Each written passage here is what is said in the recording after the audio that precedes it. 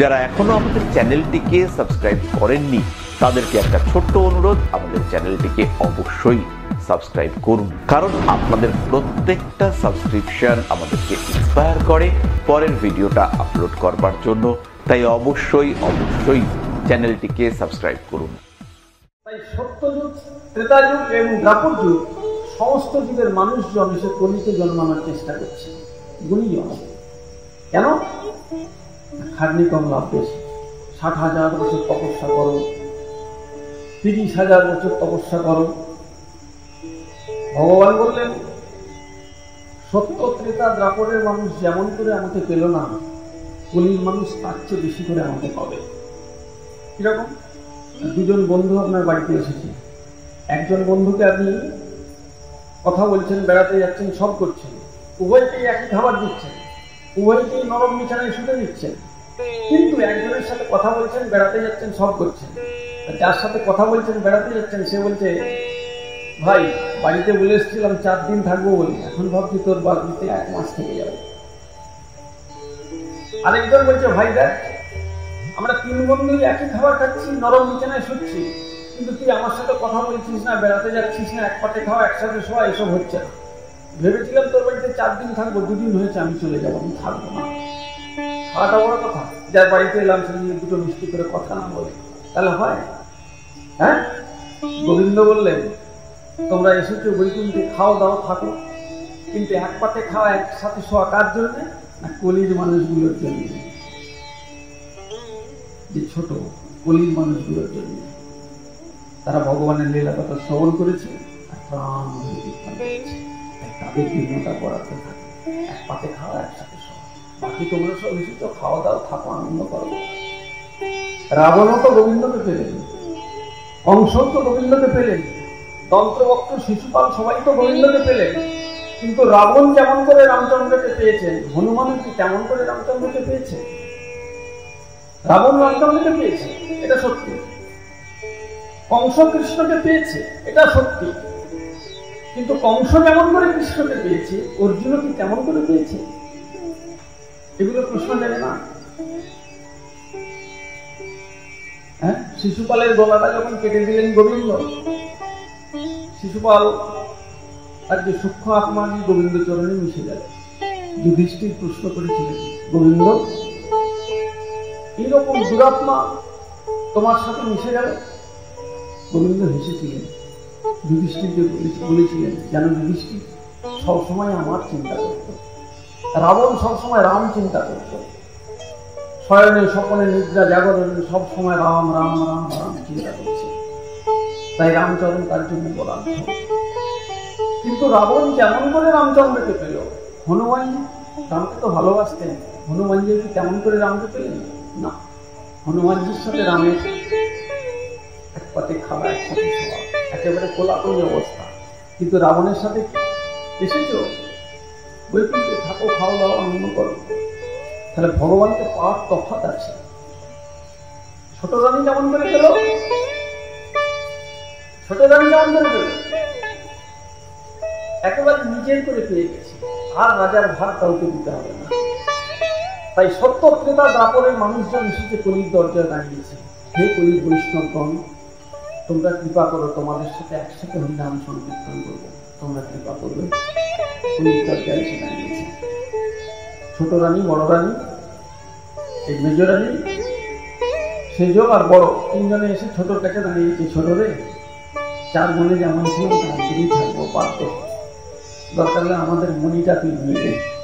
ও বলছে আমার অমরাবতী নগরীটা তুই নিয়ে নে। ও বলছে রাজার মুকুটে, রানীর গলায় যে লকেটটা ছিল ওটাও তুই নিয়ে নে, তোর কাছেই সব থাক, শুধু স্বামীর ভাগটা একটু বেশি হয়েছে, কাজ এলো না। জড়জাগতিক যে সমস্ত বিষয় সম্পদ তা কিন্তু নিত্যকালীন সুখ দিতে পারল না। কেন? না, হৃদয়ের স্বামী যদি না থাকে নিত্যকালীন সুখ পাওয়া যায়। তাই গোবিন্দবিহীন আনন্দ সেটা শুষ্ক। রঘুনাথকে বলছেন, রঘুনাথ স্থির হও, ঘরে যাও, না হও বাতুল, ক্রমে ক্রমে লোক পায় ভবশূন্য। মর্কট বৈরাগ্য ছাড়ো, না কোনো লোক দেখাইয়া। লোক দেখানো বৈরাগী হয়ে কোনো লাভ নেই, লোক দেখিয়ে লাভ আছে? হ্যাঁ, লোক দেখানো বৈরাগ্য হয়ে লাভ নেই। মর্কট বৈরাগ্য ছাড়ো, না করো লোক দেখাই, যথাযথ বিষয় ভুঞ্জ।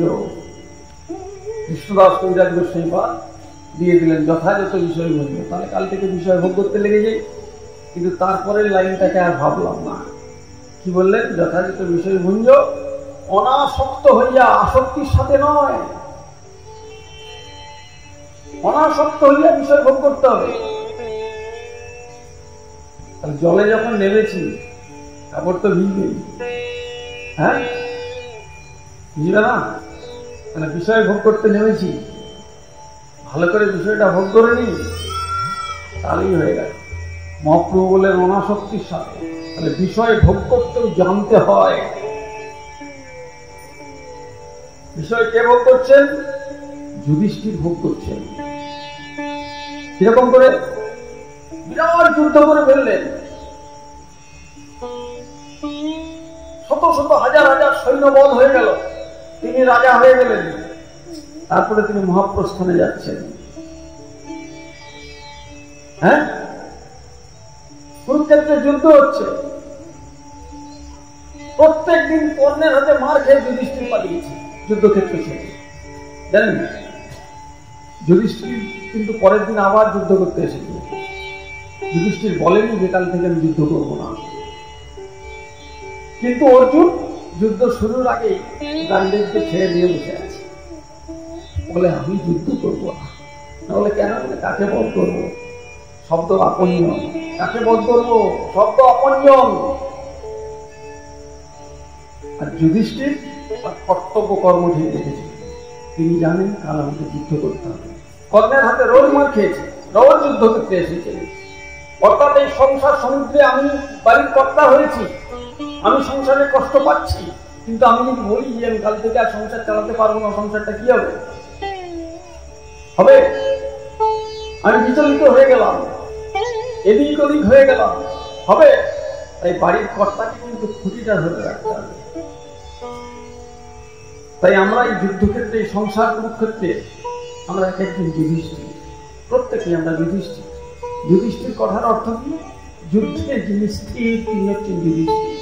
চঞ্চল হলে চলবে না, কোনো অবস্থায়, কোনো অবস্থাতেই কৃষ্ণ চরণ ছেড়ে যাওয়া যাবে না।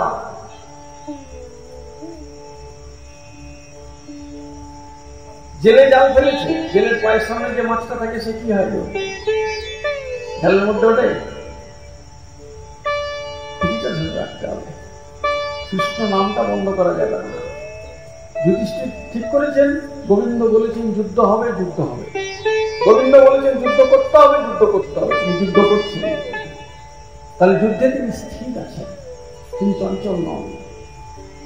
বললেন স্থির হও, ঘরে যাও, না হও বাতুল, ক্রমে ক্রমে লোক পায় ভব সিন্ধু। মর্কট বৈরাগ্য ছাড়ো, না করো লোক দেখাইয়া, যথাযথ বিষয় ভুঞ্জি। অনাসক্ত, আসক্তির সাথে নয়, অনাসক্তি হবে। রঘুনাথ চলে গেলেন, কাঁদতে কাঁদতে চলে গেলেন। সুমন মহাপ্রভু তাকে বিদায় দিয়েছেন, খুব বকাঝকা করেছেন, তিনি চলে গেলেন। তিনি গিয়ে মনটা খারাপ, বাবা মা করলেন কি? মনটা যখন খারাপ, ছেলেটার বিয়ে দিয়ে দাও। ছেলেটার বিয়ে দিয়ে দিয়েছে। আমাদের বাড়িতে কি হয়, ছেলে যখন এদিক ওদিক হয়ে যাচ্ছে মন, তখন ছেলে বিয়ে দিয়ে দিই না? ছেলে বিয়ে দিয়ে দিয়েছে। সবাই বলে যখন যে বিয়ে দিলে ঠিক হয়ে যাবে, সবাই বলছে তো বিয়ে দিয়ে দাও। হ্যাঁ, বাড়িতে বিয়ে বাড়ি হচ্ছে, একজনের বাড়িতে বিয়ে বাড়ি হচ্ছে। বিয়ে বাড়িতে আত্মীয় স্বজন সবাই এসেছে। এখন গিন্নি, জমিদার গিন্নি, তিনি দেখছেন যে একটি বেড়াল এদিক ওদিক করছে, এটায় মুখ দিচ্ছে, ওটাতে মুখ দিচ্ছে, এটাতে মুখ দিচ্ছে, ভালো লাগছে না। গিন্নি তখন বললেন কি, নাথবউ একজন ছিল, নাথবউকে বলছে নাথবউ একটা ধামা নিয়ে বেড়ালটাকে চাপা দিয়ে দেবে। একটা ধামা নিয়ে বেড়ালটাকে চাপা দিয়ে দেবে। কাজ শেষ হতে বেড়ালটাকে খোলা হয়েছে। এখন 20 বছর বাদে বাড়িতে বিয়ে বাড়ি লেগেছে, 20 বছর বাড়িতে বাদে বিয়ে বাড়ি হচ্ছে। তখন নাথ বউরা সংখ্যায় বেড়েছে অনেক, আর দিদি শাশুড়ি তো মারা গেছে। নাথ বউরা পাড়ায় বেরিয়েছে, কি ব্যাপার না তোমাদের বেড়াল আছে? তোমাদের বেড়াল আছে না কেন? তাহলে আমাদের বাড়িতে নিয়ম হচ্ছে বেড়ালকে ধামা চাপা দিয়ে তবে বর বিয়ে করতে যাবে। হরে কৃষ্ণ। বাড়ির নিয়ম হচ্ছে বেড়ালকে ধামা চাপা দিয়ে তবে বর বিয়ে করতে যাবে, নিয়ম হয়ে গেল। তাহলে এইরকম তৈরি করার নিয়ম কিন্তু জগতে অনেক আছে। এই তৈরি করার নিয়মের ফাঁদে পড়লে হবে না।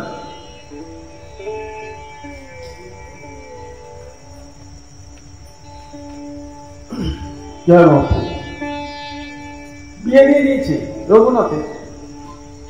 রঘুনাথের স্ত্রী খুব সুন্দরী হয়েছে। রঘুনাথ যেমন সুন্দর, তার স্ত্রীও খুব সুন্দর, কিন্তু সংসার তার মন নেই। মনটা কোথায় আছে? শ্রীমদ মহাপ্রভুর চরণে তার মন আছে।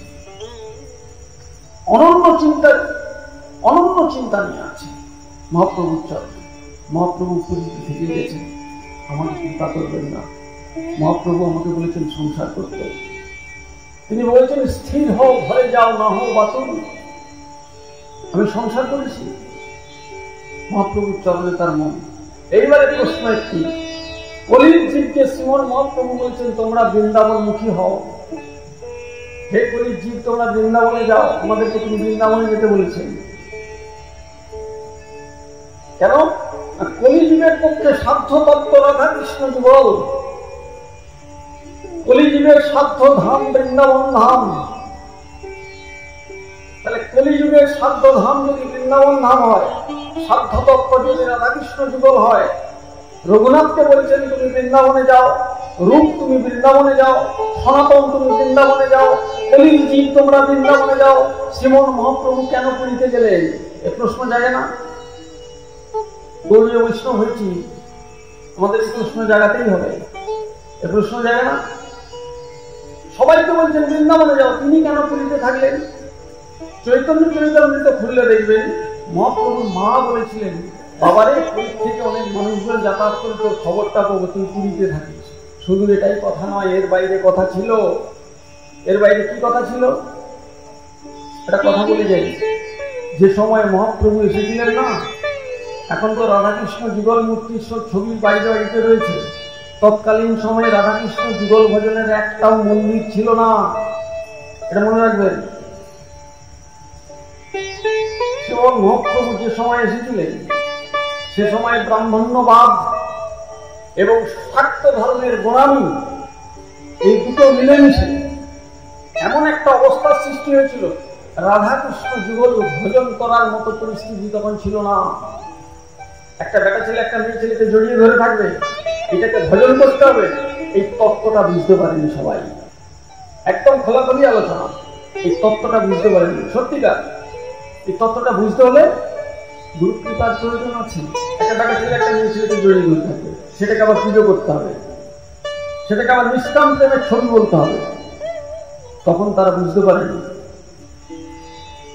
তৎকালীন সময়ের পুঁথিগত বিদ্যায় পারদর্শী ব্রাহ্মণগণ তারা বুঝতে পারেননি। কেন না? এটা ভক্তির জায়গা। খুব খেয়াল করবেন, খুব কঠিন। আগে আগে খুব সহজ পাঠ করেছিলাম, মনে হতো যে পাঠকটা খুব সহজ সহজ পাঠ করে যায়। এবার আস্তে আস্তে কিছু কথা তো শুনতাম, তাই না? শ্রীমদ ভাগবতে আছে অলং ব্রত জলং তীর্থই অলং যজ্ঞই অলং মখই অলং জ্ঞান কথা লাভই ভক্তির তৈব মুক্তিদান। অলং কথার অর্থ হচ্ছেন ত্যাগ করো। অলং ব্রতই অলং, ব্রত ত্যাগ করো। যজ্ঞই অলং, যজ্ঞ ত্যাগ করো। মখই ত্যাগ করে দাও। অলং জ্ঞান কথা, জ্ঞান কথাও ত্যাগ করে দাও।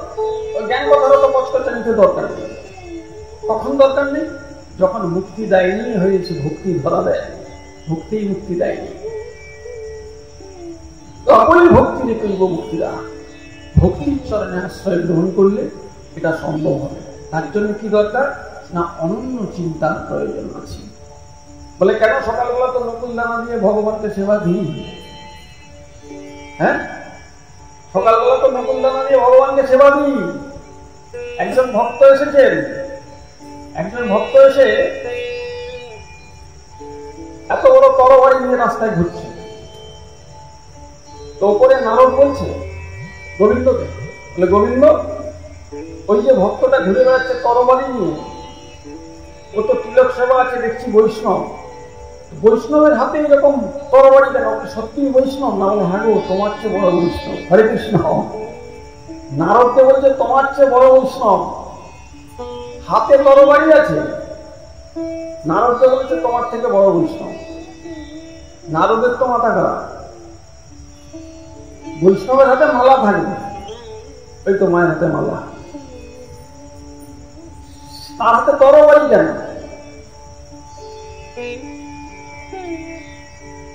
নারদ একজন ব্রাহ্মণের ছদ্মবেশে এসেছেন, এসে জিজ্ঞাসা করছেন, বলে হ্যাঁ গো, তোমার হাতে তরবারি কেন, তুমি কি করবে? বলে 3 জনকে কাটবো। হরে কৃষ্ণ। বৈষ্ণব আবার কাটবে কি? হ্যাঁ, 3 জনকে কাটবে। বলে কাকে কাটবে? বলে প্রথমেই নারদকে কাটবে। সে ছদ্মবেশে এসছে, ব্রাহ্মণের ছদ্মবেশে চিনতে পারে, প্রথমেই সে নারদকে কাটবে। নারদ বলছে আচ্ছা ঠিক আছে, তুমি নারদকে কাটবে, তারপরে কাকে কাটবে? বলে দ্রৌপদীকে কাটবে। বলে জানো দ্রৌপদী কে? না বলে জানি। বলে আরে গোবিন্দের কত কাছের জন জানো, তুমি কাকে কাটলে গোবিন্দ তোমাকে ছেড়ে দিবে। বলে কি হবে, দ্রৌপদীকে কাটলে না নরকে যাবো। তুমি যাবো? দ্রৌপদী দিকে কেন কাটবে, তুমি কি করছো দ্রৌপদী? বলে জানো আমার কৃষ্ণকে এঁটো খাইয়েছে। হরে কৃষ্ণ। আমার গোবিন্দকে এঁটো খাইয়েছে। কৃষ্ণকে সে এত ভালোবাসে যে তার কৃষ্ণকে এঁটো খাইয়েছে, সে মেনে নিতে পারছে না, সেটাকে কেটে দেবে। সে যত বড় বৈষ্ণব হোক না কেন, আমি নরকে যাই যাবো, আমার গোবিন্দকে তার কেউ এঁটো খাওয়াতে পারবে না দ্রৌপদীকে কেটে দিয়ে। বলে আরেকজন কাকে কাটবে? না বলে অর্জুনকে কাটবে। বলে অর্জুন কত বড় বীর জানো, কৃষ্ণ তার সখা। বলে হতে পারে, তাকে কেন কাটবে? না বলে জানো আমার গোবিন্দকে নিজের পায়ের তলায় বসিয়ে রাখেন। কুরুক্ষেত্রের যুদ্ধে দেখবেন কৃষ্ণ বসে আছেন কোথায়? অর্জুনের পায়ের তলায়। বলে এত বড় সাহস, আমার গোবিন্দকে পায়ের তলায় বসিয়ে রেখেছে। হ্যাঁ, ওকে কাটবে। নিজের কথা তো বলতে পারছে না, আস্তে আস্তে জড়িয়ে বলছে হ্যাঁ গো, নারদকে কেন কাটবে? বলে ওটাকে কুপিয়ে কুপিয়ে কাটবো। বলছে ওটাকে কুপিয়ে কুপিয়ে কাটবো। ভীষণ ধূর্ত। নাহলে কেন? সব সময় শুধু নারায়ণ নারায়ণ করে। আমার প্রভুর কি ঘুম নিদ্রা বলে কিছু নেই? আমার প্রভুর কি ঘুম নিদ্রা বলে কিছু নাই? আমার প্রভুকে ঘুমোতে দেয় না। নারদ তখন কাঁদছে। সত্যি তো, আমি তো সবসময় গোবিন্দ কিছু গোবিন্দ চিন্তা করি, সবসময় নারায়ণ নারায়ণ করি। আমি তো ভাবি না যে প্রভুরও বিশ্রাম আছে, প্রভু বিশ্রাম নেন। হ্যাঁ, সেই সময় তো নারায়ণকে ডাকছে, প্রভুর তো ঘুমে ব্যাঘাত হচ্ছে, বিশ্রামে ব্যাঘাত হচ্ছে। আমি তো এটা ভাবি না। সত্যিই তিনি আমার চেয়ে বড়, তাকে প্রণাম জানাচ্ছেন। সত্যিই তুমি প্রভুকে ভালোবাসো, এটাই ভালোবাসা। মালা ছেড়ে সে তরবারি ধরেছে, প্রভুকে ঘুমোতে দিচ্ছে না। নারদকে কেটে দিতে হবে। হ্যাঁ, চিন্তা, অন্য চিন্তা, অন্য কোনো চিন্তা, আমার প্রভুর সেবা। এই জন্য বলছিলাম না, পরিচর্যায় বিশিষ্ট ফলান্তর করে। পরিচর্যা রূপ সেবা বিশিষ্ট ফল প্রদান করে। কার সেবা করবে? সে গুরুদেবের সেবা করবে। এই বলছিলাম না এখন, এই দীক্ষা নিতে এসেছে এক ব্যক্তি, আর আমাদের সব দীক্ষার গুরুদেব এসছেন, বাড়িতে দীক্ষা দিচ্ছে, সহজে সব পেয়ে যাচ্ছে। কি গুরু সেবা করতে হবে বাবা, দরকার নেই। হ্যাঁ, গুরুদেব এসেছে, 10টা টাকা দিয়ে বিদায় হয়ে যাবে। এক ব্যক্তি, তিনি দীক্ষা নিতে এসেছেন, পাড়াতে অনেকে দীক্ষা নিচ্ছেন। একজন ব্যক্তি চাষ করছেন, চাষ করতে করতে কাদা মাটি সব মাথা আছে, এসে বলছে গুরুদেব দীক্ষা দেবে। নাহলে গুরু তোর গোটা গায়ে সব কাদা মাটি মাথা, তোকে দীক্ষা দেয়। স্নান করে এসছে। স্নান করে আসার পর বলছে গুরুদেব দীক্ষা দিয়ে দাও। তার কানের মধ্যে দীক্ষা দিয়ে দিয়েছে। দীক্ষা দেওয়ার পর নাম করি, নাম তো করতে পারবো না। তাহলে কেন পারবি না? দীক্ষা নিয়ে নাম করতে পারবি না, গুরুদেবের কাছে দীক্ষা নিলি কেন? না বলে এই কথা তো হয়নি যে দীক্ষা নিলে নাম করতে হবে। নাম করতে পারবো না, তোমার মন্ত্র তুমি ফিরিয়ে নাও। যা মন্ত্র আবার ফিরিয়ে নেওয়া যায়? আমি নাম করতে পারবো না। আচ্ছা তুই এক কাজ করবি, বিষ্ণু মন্দিরকে বিষ্ণুকে দর্শন করবি। না বলে সময় নেই। না বলে কেন? সকালবেলায় উঠেই তো ঘুম থেকে উঠে খিদে পায়, চাকি খেয়ে নিই, খেয়ে দিয়ে মাঠে যাই, মাঠ থেকে এলে আবার খিদে পায়, স্নান করে খেয়ে দিয়ে ঘুমিয়ে পড়ি, আবার মাঠে চলে যায়, মাঠ থেকে এসে খেয়ে দিয়ে ঘুমিয়ে পড়ি, সময় নেই বিষ্ণু মন্দিরে যাওয়ার। না তাহলে বিষ্ণু মন্দিরে যেতে পারে কি পারবি তুই বলতো? বলে কালকে ভাগবত পাঠ করতে করতে তুমি বলেছো সবার মধ্যে নাকি কৃষ্ণ আছে, নাহলে আছে না? বলে তাহলে সবার মধ্যে যদি কৃষ্ণ থাকে তাহলে আমার দাদার মধ্যেও তো কৃষ্ণ আছে। দাদা যদিও ভিন্ন, দাদা আলাদা থাকে সেপারে। তো স্নান করে এসে দাদার মুখটা দেখবো না? বলে বাবারে, সবার মধ্যে কৃষ্ণ আছে এই ভাবটাকে জাগানোর জন্যই দিন রাত এক করে দিচ্ছে। হিমালয় পর্বত সব পড়ে আছে সাধুরা, দেখবি রাধাকুণ্ডের সাধুরা বসে আছে, শুধু নিজেকে বোঝানো যে সবার মধ্যে কৃষ্ণ আছে। মুখে বলি তো সবার মধ্যে ভগবান আছে, হ্যাঁ, এটা সবচেয়ে বড় কঠিন কাজ। সবার মধ্যে ভগবান আছেন এটা নিজের মনটাকে বোঝানো সবচেয়ে বেশি কঠিন কাজ। সবার মধ্যে তিনি আছেন এই ভাবনাটাকে পাকা করা এটা কঠিন কাজ। সবার মধ্যে তিনি আছেন এই ভাবনা যখন এসে যায়, সে তখন প্রকৃত সাধু হয়ে যায়।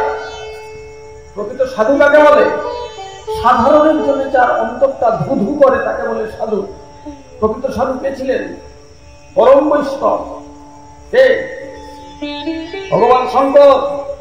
হ্যাঁ, যখন সমুদ্র মন্থন হয়েছিল, ভালো ভালো জিনিস উঠছে, হ্যাঁ, ঐরাবত উঠে এসছে, ইন্দ্র বলে আমাকে দিয়ে দাও। ভালো ভালো মণিরত্ন উঠেছে, কুবের বলে আমাকে দিয়ে দাও। লক্ষ্মী দেবী উঠেছে, বিষ্ণু বলে আমাকে দিয়ে দাও। মানে যত ভালো ভালো জিনিস আসছে, দেবতারা সব বলছে আমাকে দিয়ে দাও, আমাকে দিয়ে দাও, দেবতারা নিয়ে পালাচ্ছে। আর ওখান থেকে যখন কালকুট বিষ উঠছে, বিষ যখন উঠছে সবাই পালাচ্ছে, কেউ নেবে না। মহেশ্বরের কাছে গেছে, মহেশ্বর রক্ষা করো, বিষের জ্বালায় জর্জরিত হয়ে যাচ্ছে, বিশ্ব ব্রহ্মাণ্ড পুরী ছারখার হয়ে যাবে, তুমি বাঁচাও সবাই। মহেশ্বর বললেন তাই কি? উনি চলে এলেন, এসে হাতের মুখে বিষটা নিয়েছেন, পান করবেন।